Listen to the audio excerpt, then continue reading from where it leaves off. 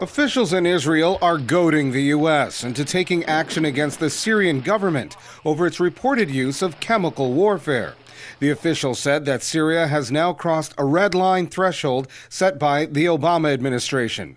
But the U.S. president seemed hesitant speaking from the White House. Knowing that potentially chemical weapons have been used inside of Syria doesn't tell us when they were used, how they were used. Obtaining confirmation and strong evidence. Despite the Syrian government denying the use of chemical weapons on Syrians or any plans of ever doing so, there is some uneasiness in Washington that Israel may be trying to manipulate the U.S. into taking military action in Syria above the assistance the White House has already pledged.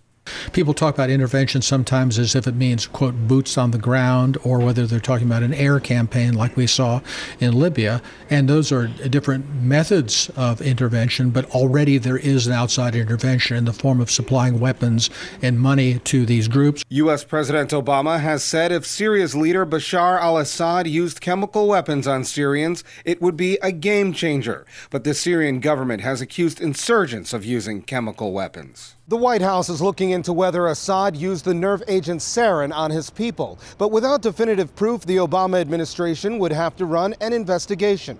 However, critics say they're skeptical over the influence that Israeli officials have over Washington. The President of the United States said leading U.S. lawmakers such as Republican Arizona Senator John McCain have already suggested that the U.S. step up in Syria without putting boots on the ground.